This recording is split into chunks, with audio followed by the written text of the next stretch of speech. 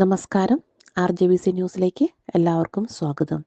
Gaza മുൻപിലേക്ക് Israel മാനുഷിക സഹായമായി അയച്ച കൂടാരങ്ങൾ താമസക്കാർക്ക് വിതരണം ചെയ്യുന്നതിനു പകരം അമിതവിലയ്ക്ക് ഹമാസ് ഭീകരർ വിൽക്കുന്നു.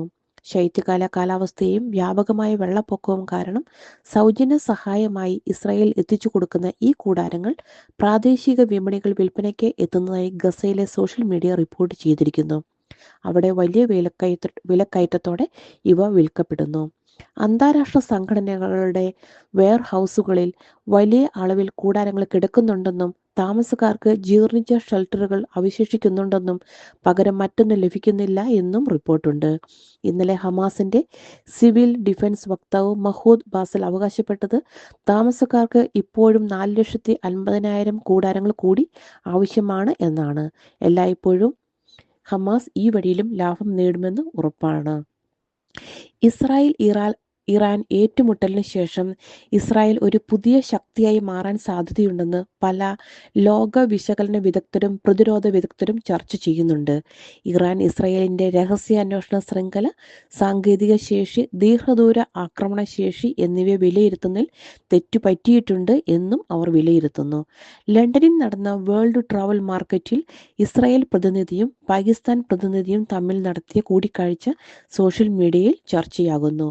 വെടിനിർത്തൽ കരാറിന്റെ ഭാഗമായി 15 പാലസ്തീൻകാരുടെ മൃതദേഹങ്ങൾ കൂടി ഗസയിലേക്ക് തിരിച്ചു കൊടുക്കുകയുണ്ടായി.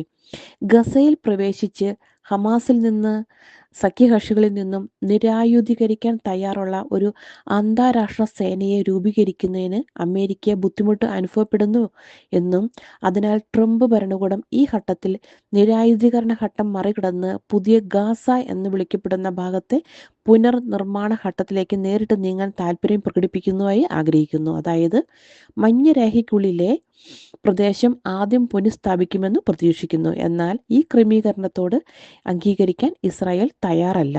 നിരായുധീകരണത്തിന് മുൻപ് പുനർനിർമ്മാണം ഉണ്ടാകില്ല എന്നും ഇസ്രായേൽ സുരക്ഷാ ഉദ്യോഗസ്ഥർ പറയുകയുണ്ടായി. ഇനിയും 3 മൃതദേഹങ്ങൾ കൂടി കണ്ടുകിട്ടാനുണ്ട്. ട്രംപിന്റെ യഥാർത്ഥ പദ്ധതിക്ക് ഇതെല്ലാം വിരുദ്ധമാണെന്ന് അവർ വിശ്വസിക്കുന്നു എന്ന് ഇസ്രായേൽ ചാനൽ 13 വ്യക്തമാക്കുന്നുണ്ട്. ഹിസ്ബുള്ള ഇസ്രായേൽ മിസൈൽ പ്രതിരോധത്തെ വൻതോതിലുള്ള റോക്കറ്റ് ആക്രമണത്തിലൂടെ തകർക്കാൻ തയ്യാറെടുക്കുകയാണെന്നും ഇറാൻ അവർക്ക് വളരെ കൃത്യമായി മിസൈലുകൾ നൽകിയിട്ടുണ്ട് എന്നും ടൈംസ് ഓഫ് ഇസ്രായേൽ റിപ്പോർട്ട് ചെയ്തു. ഹിസ്ബുള്ള മറ്റൊരു ചുവപ്പ് രേഖ കടന്നിരിക്കുന്നുവെന്നും അനുവാദമില്ലാത്ത പ്രതികരണത്തിന് ഇസ്രായേൽ തയ്യാറാണെന്നും ഇസ്രായേൽ ചാനൽ 12 ലേഖകൻ നിർദോരി പറയുകയുണ്ടായി. തങ്ങളുടെ വിമാനത്താവളങ്ങളുടെ സുരക്ഷയെ അപകടത്തിലാക്കുന്നിടത്തോളം കാലം ബെയ്റൂട്ട് അന്താരാഷ്ട്ര വിമാനത്താവളത്തിലോ മറ്റേതെങ്കിലും വിമാനത്താവളത്തിലോ ഇറാനിയൻ വിമാനങ്ങൾ ഇറങ്ങാൻ ലെബനൻ അനുവദിക്കില്ല. അത് പരമപ്രധാനമാണ്. ടെഹ്റാനിൽ നിന്നുള്ള വിമാനങ്ങൾ ഇറങ്ങാൻ അനുവദിച്ചാൽ വിമാനത്താവളം ഇസ്രായേൽ ബോംബിട്ട് തകർക്കുമെന്ന് ഞങ്ങൾക്ക് ഗുരുതരമായ വിവരം ലഭിച്ചു. അതിനാൽ ഞങ്ങൾ അവരെ അനുവദിക്കില്ല എന്ന് ലെബനൻ മാധ്യമമായ MTVക്ക് നൽകിയ അഭിമുഖത്തിൽ ലെബനന്റെ പൊതുമരാമത്ത് ഗതാഗത മന്ത്രി ഫൈസ് റംസാനി പറയുകയുണ്ടായി. ഇന്ന് രാത്രിയോടുകൂടി ഇടിയോടുകൂടി മഴ പെയ്യുമെന്നും നാളെ ഡ്രൈ ഡേ ആയിരിക്കുമെന്നും കാലാവസ്ഥാ നിരീക്ഷകർ ഇസ്രായേൽ അറിയിക്കുകയുണ്ടായി. കൂടുതൽ വാർത്തകൾ ലഭിക്കുന്നതിനായി RJVC ഫോളോ ചെയ്യുക. Thank you. Good night.